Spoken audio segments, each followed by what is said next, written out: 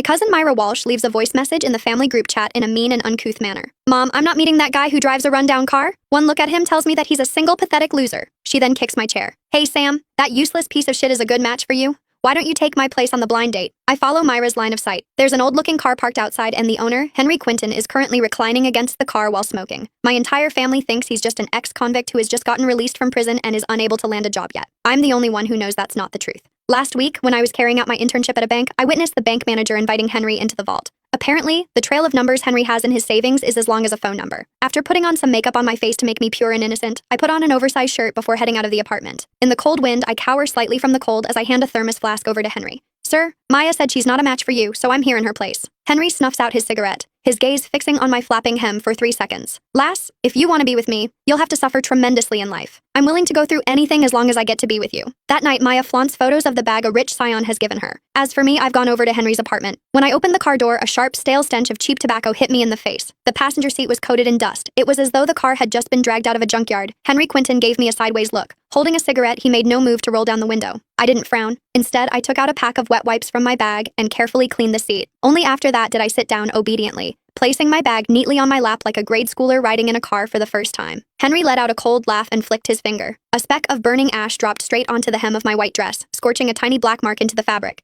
He waited for me to scream, or at least show some disgust, but I only paused for a second. Then I quickly pulled out a tissue, not to wipe my dress, but to brush off his pant leg instead. Mr. Quinton, be careful, I said softly. Don't burn yourself. His hand froze midair, and a flicker of surprise flashed through his eyes. He suddenly slammed his foot on the gas, and the beat-up Geely roared like a tractor. Instead of slowing down over the speed bump, he sped up. The jolt threw me upward, causing my head to knock against the roof. I clenched my teeth and didn't make a sound. Finally, the car stopped at the entrance of a rundown alley in the slums. Dirty water pooled on the ground, and the walls were covered with scrawled ads for fake IDs and drain cleaning services. We're here. Get out. He led me into a tiny, single-story shack barely over 100 square feet. Empty bottles littered the floor, and the air was thick with the smell of mold. The only piece of furniture was a darkened, stained mattress. He pointed at it and commanded, "Sit." Without hesitation, I dropped onto it and reached down to set a fallen bottle upright. With a little cleaning, this place could feel pretty cozy, I said, looking up at him, my smile bright and full of admiration. It faces south, too. Great lighting. Henry said nothing. He turned and shut the door behind him with a sharp click. The atmosphere shifted instantly. He stepped closer, and his tall frame swallowed me in shadow. A gleaming switchblade slammed onto the rickety wooden table beside me.